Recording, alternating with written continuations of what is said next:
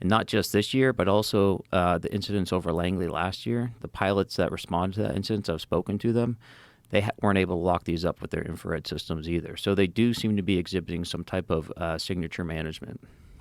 That's interesting. So is the signature management so is it a heat signature that they're giving off? So maybe there's some sort of a cooling mechanism inside of these things? Like how, if they have a propulsion system, so you would imagine it's some sort of an electric engine, right? Because a lot of them are very quiet. That's got to be giving off some kind of heat, right? Yeah, and that goes to some like very base physics, right? Like Yeah. we create heat whenever we have, stored energy and we utilize it. So to be able to mitigate that to such a degree that you can't even detect them at all, it's pretty tough. I mean, I can imagine you can reduce your signature. We do it in fighter jets, right? Through kind of just like baffles where we cover the engine essentially to make it harder to see. But to have zero ability to detect or lock onto these objects is not a technology I'm familiar with.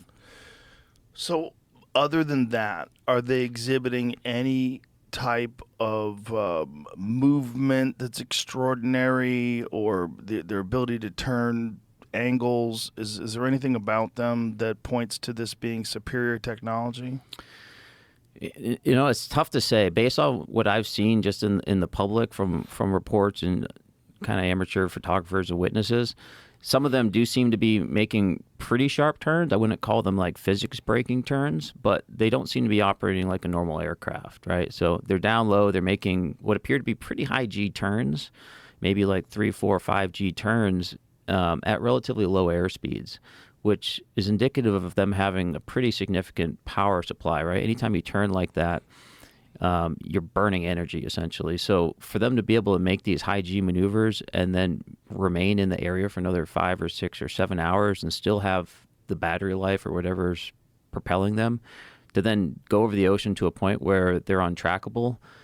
Again, I'm not really familiar with that type of capability either. So there's some laws in this country that are a little bit antiquated when it comes to dealing with situations like this. So my understanding is right now these things are operating mostly in what's called Class G airspace, which is really low. It's away from airports. Not all, of course, right? They're over bases.